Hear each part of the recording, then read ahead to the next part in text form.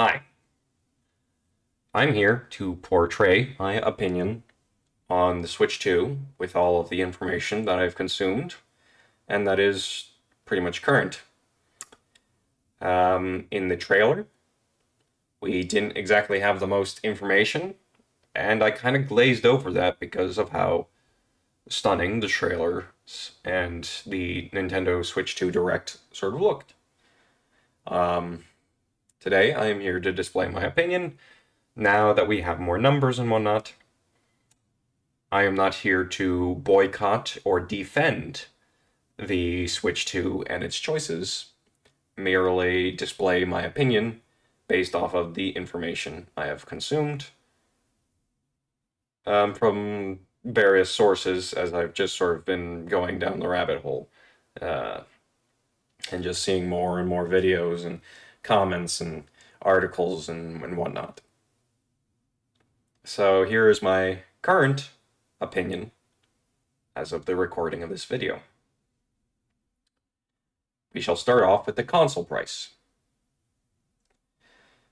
The first Nintendo Switch was 400 Canadian dollars. I will be talking Canadian because I'm Canadian.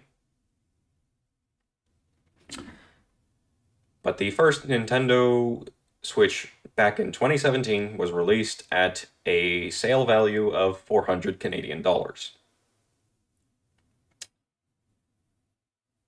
Accounting for inflation, if the Switch 1 was released in 2025, the Switch 1 would be about $500.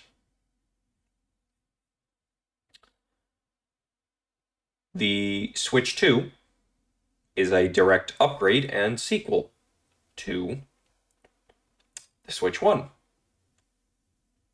The Switch 2 is at a launch price camera at a launch price of $630. $700 for the bundle, but I will mainly just be talking about without the bundle, because that is the lower price. And personally, the lower price is still quite absurd. At least to me. I will not speak for anyone else but myself and the information I have. I personally think I would have, excuse me, think I would have been fine with $550. It is $630. That is not honestly the worst price for what is ideally a one-time payment for ideally the rest of my life. But it is still steeper than I would have liked. If the pricing situation honestly sort of just ended there, I think I would probably be a day one pre-order of the Switch 2. It doesn't end there, though. And we will get into that after my short opinion on the, thank you, the presumed game, or the portrayed game quality of the games themselves. Put simply, the games look great, and doesn't really look like there's much wrong with the quality of the games themselves. With that out of the way, onto the game prices.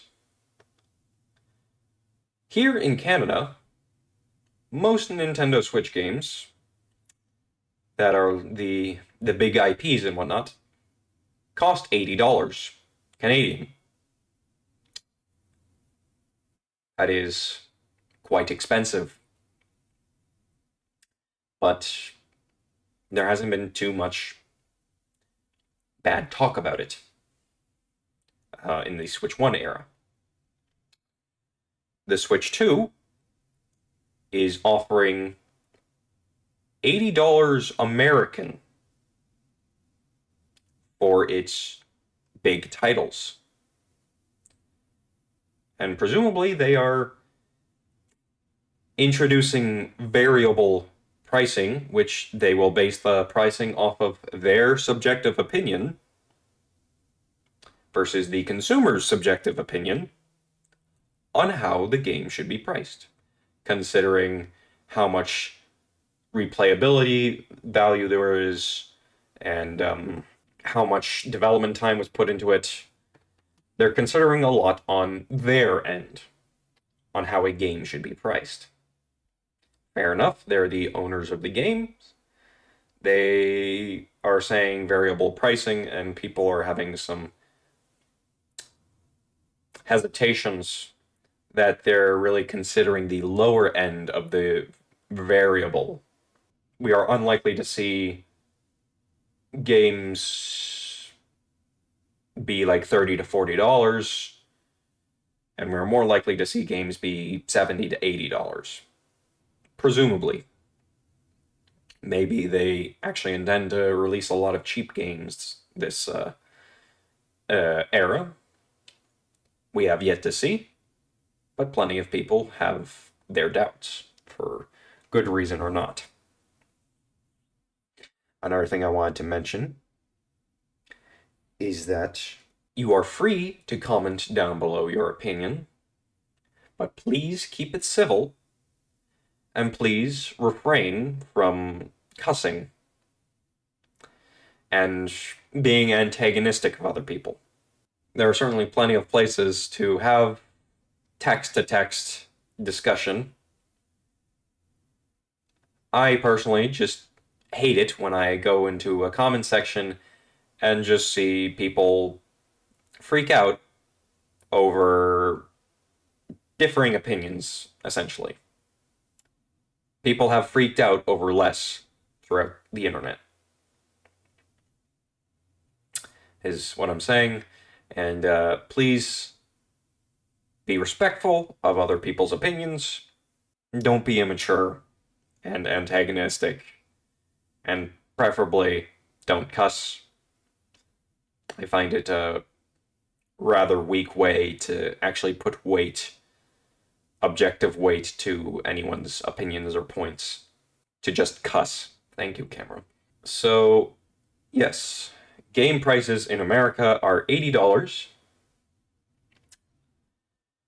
which presumably will lead to game prices being over 100 Canadian dollars.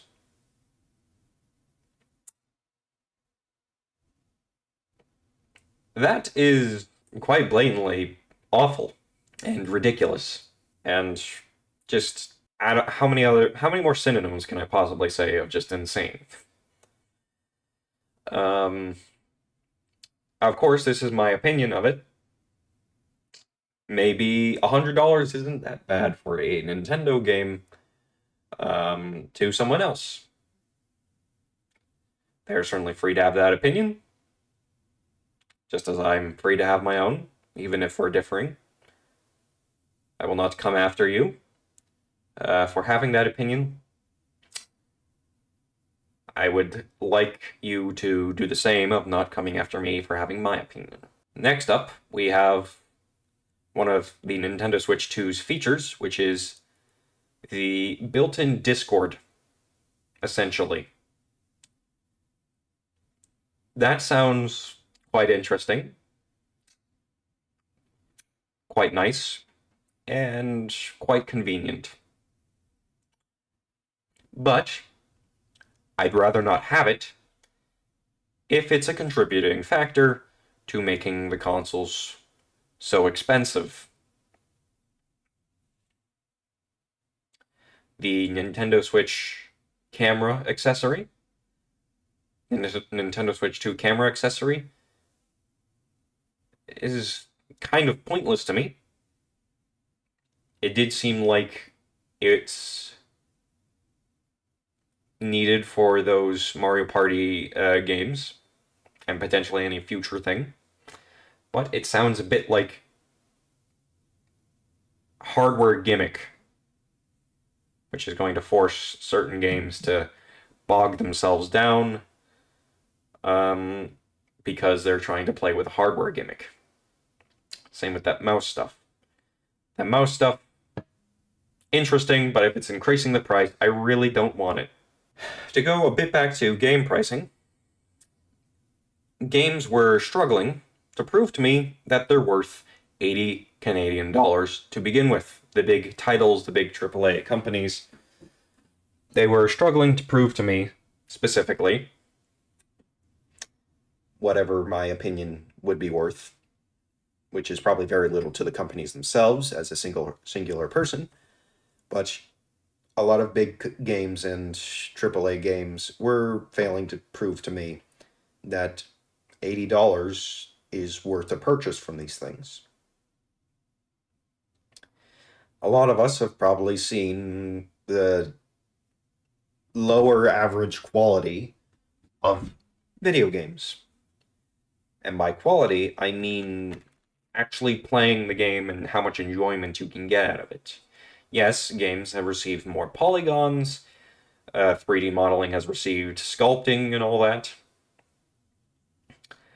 and it runs at higher frame rates and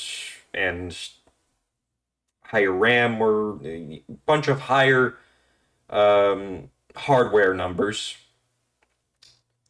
But that doesn't necessarily translate to a good game.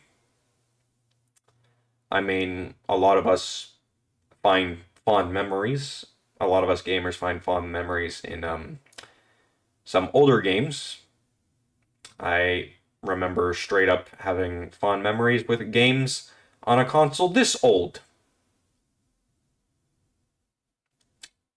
If you can tell what that is from the distance, which I'm not going to tell you because I'll let you just have your fun.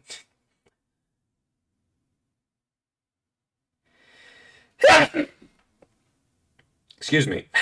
But they were quite fun games, and they were only revolutionary for the time. Nowadays, I'm honestly struggling to see anything that's really topping everyone's impressed. I want to say impressivity just to make up a term for some reason.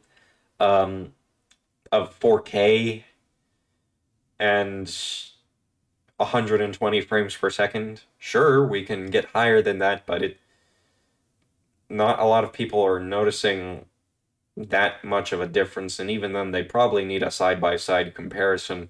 Just like I need a side-by-side comparison in order to tell the difference between lime green and yellow. But that's besides the point. So yeah, game prices are high, and the average quality of games, even big AAA companies and AAA games and big title games, I don't think have proved to me that they're worth 80 Canadian dollars, and I'm essentially being told to actually expect higher prices, over 100 Canadian dollars for games that I didn't even think were worth 80 Canadian dollars. That is just my opinion, of course. Maybe you find these games worth it, but I do not find these games worth it for myself.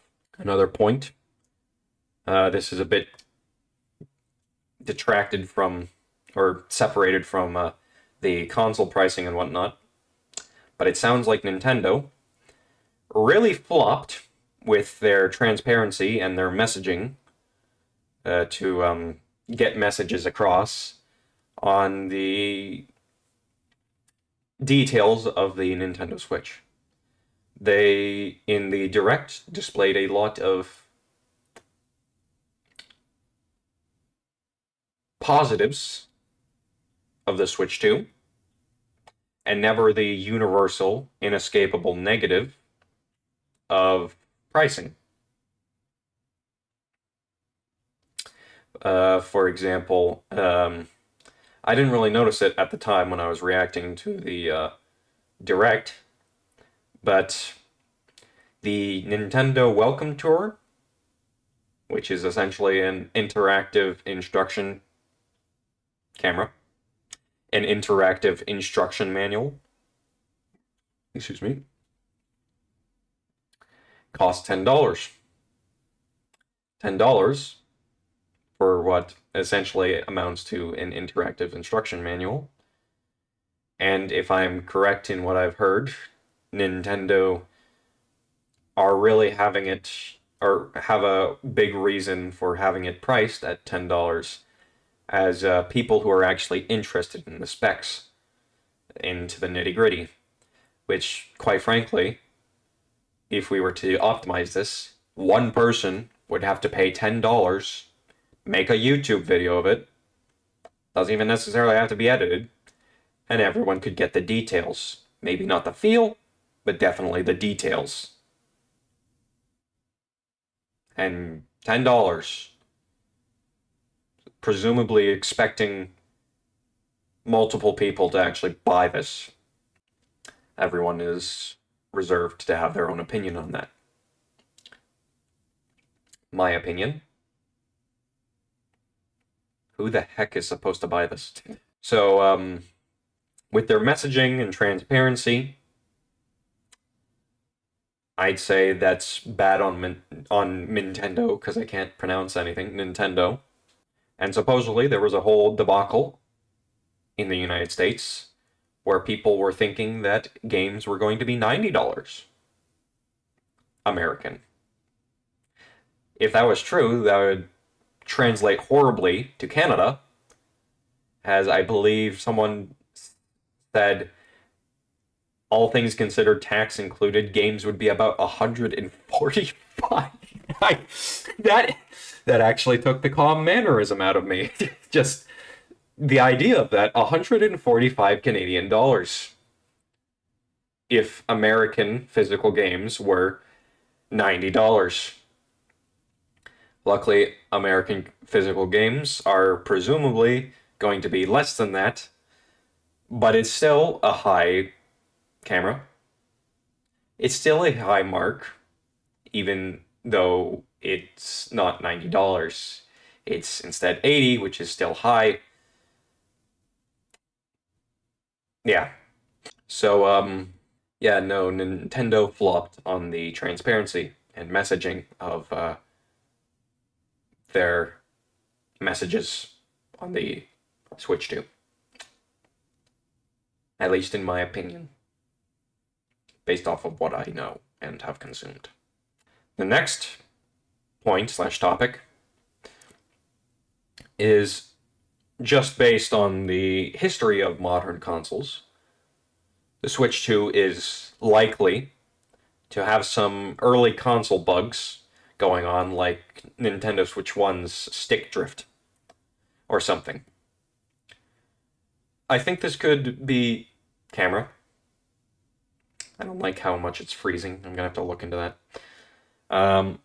I think this is pretty sound and universal advice, no matter which side you're going to take on this Nintendo Switch 2 matter, to honestly wait a bit before buying the console, because it is likely to have some sort of bug, some sort of issue, like stick drift, that will inhibit your enjoyment of the system. The next topic I have here is the game keycard situation. And I must say it sounds interesting as an option. Sounds sketchy when considering the industry desire, seemingly, to cut costs wherever possible, no matter what. Very noticeable with various industries not even just various industries, not exclusive to gaming industry, where they want to implement AI and seemingly cut a lot of human jobs out of the market. Now, I say game keycards sound interesting as an option because people have brought up the point that, based off of my interpretation, it kind of sounds like you can almost sell your digital copies. However, it sounds sketchy in the sense that it also seems like it's trying to push out physical copies. Now, they're not immediately doing that, But in the future, it is entirely reasonable to think that could be a possibility under what seems to be mainly undesirable industry leadership. You may be aware of people's opinions on archiving uh, games for various reasons, um, and that is certainly a topic in itself that I will not be getting into because honestly, it's a bit of a gray area. Archiving sounds good, but it can be taken advantage of. But Nintendo or big game companies wanting to snuff out archival period is a bit sketchy in itself, where it's like too much of one side can be taken advantage of, but too much of the other side, advantage is being taken of, essentially. But I encourage you to look into the matter to formulate a strong opinion on the subject. But yeah, to summarize, the early Nintendo Switch 2, I'd say, is likely to have some sort of console issue, like stick drift, or I think I've heard something about certain PlayStation consoles melt or leaking metal or something, which is I haven't looked into it, but that sounds very concerning, period. So yeah, a bit more of an opinionated topic, as I've only heard this from like gotta be less than 4 sources, and even then I don't remember where those sources are from, so you'll have to forgive me and also take my words with a many of salt. Nintendo is seemingly a pretty well-off company. I believe a source said that they are the richest company in Japan. Again, take my words with a grain or many of salt. So many are left to question why they are pulling such greedy moves, unless greed has seeped pretty deeply into the Nintendo leadership. I understand that they are a company that is ultimately for profit, but this is really on the nose and quite unnecessary, I'm sure. At least in my opinion. Nintendo has probably done greedy moves in the past, or at least attempted. I've heard that Reggie, who used to be the head or the face of Nintendo of America, really pushed towards the Wii, having Wii Sports as a pack-in, and he managed to win that fight. So we got Wii Sports as a pack-in for the Wii, which I'm quite appreciative of. I come back to Wii Sports sometimes, and I just like the idea of beating the ever-loving shit out of Wheatonese, but I love the boxing setting. Forgive my French, but Wii Sports was quite fun, and the Welcome Tour does not quite seem as fun. Perhaps nostalgia is at play there. It's a bit hard for those who have nostalgia to really honestly say, and it's a bit hard for outside viewers to genuinely say themselves. They can only assume, and you know what they say about assuming. Donkeys. In summary of that topic, Nintendo seems to be pulling a greedy move. And they are likely to do a bunch of PR speak to pussyfoot around the topic, if ever, I forget the word I was looking for, but encountered, initiated, engaged about it. What can you do, I guess, other than decide how you want to approach it? This next topic is a bit of a broader opinion on the industry as a whole, from my perspective, whatever. The industry leaders of the game world have failed to capture me, as the poor quality of modern games has been quite obvious to me for some time now. Sad to see cracks in my view of Nintendo, but this is certainly fixable. Not to say that Nintendo will fix this entire matter specifically for me, but I will be watching their moves to determine my ultimate opinion on the matter. Certainly not very good at the moment, though I have the money for this. I can buy a Switch 2. I can buy a Switch 2 bundle, and I can buy many games for the Switch 2.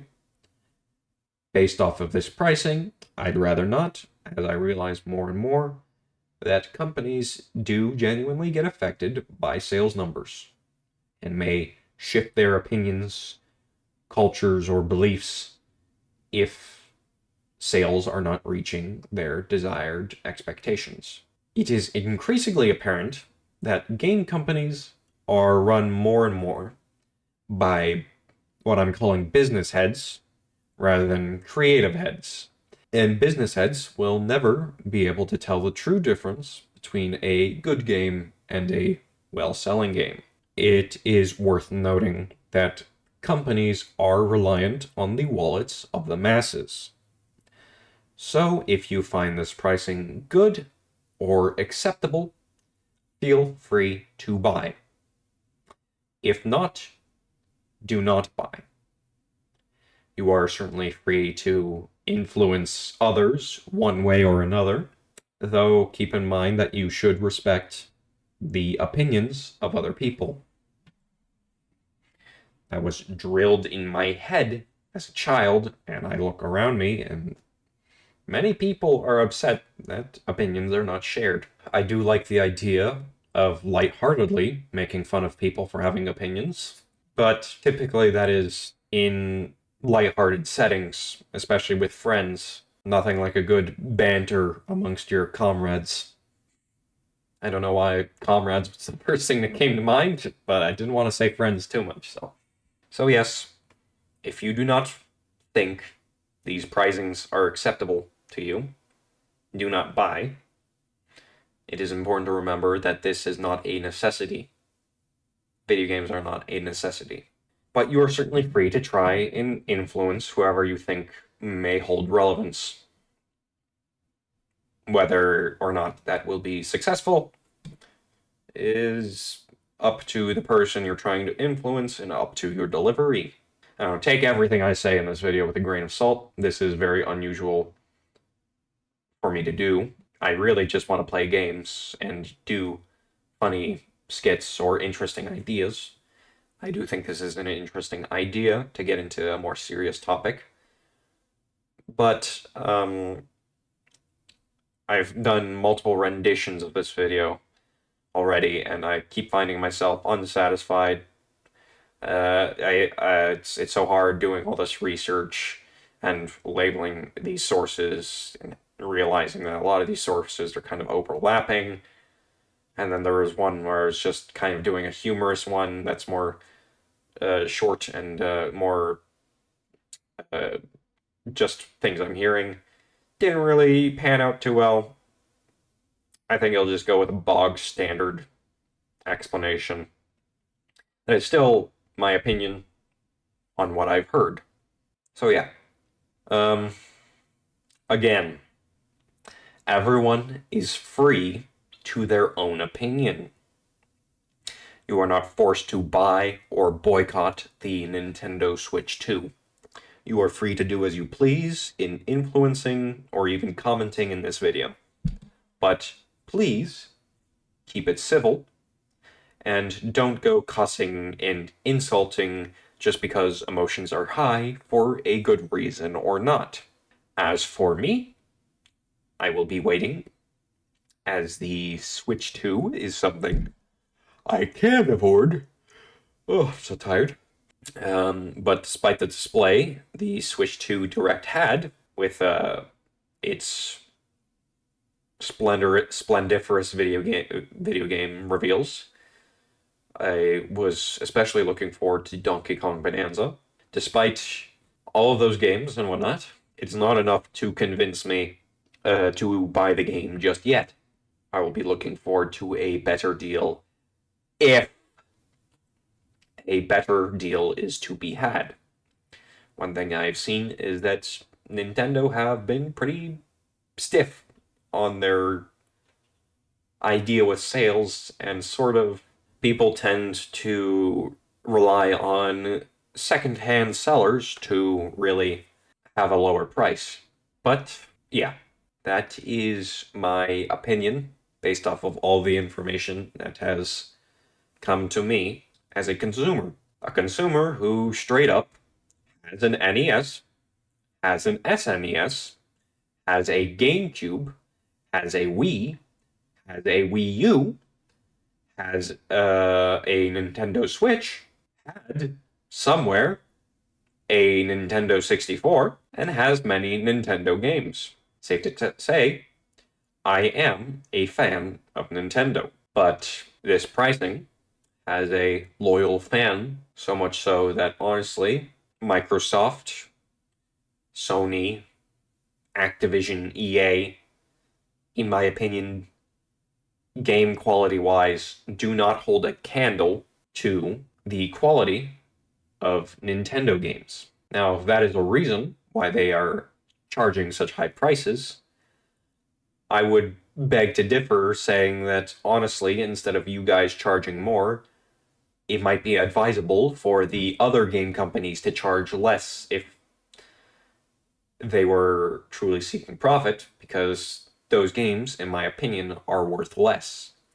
That does not mean that Nintendo games are worth more than the proposed industry standard. It just means that I find Nintendo worthy of the industry standard, and I find these other companies not worthy of the industry standard. Again, my opinion. But yeah, that is my current opinion on the Switch 2 and all the information we have.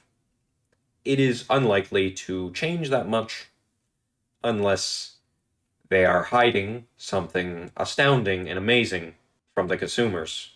I'm not against a surprise like that, but this is certainly going to hurt initial pre-orders, and honestly, hurt some loyalty because purely of the lack of transparency.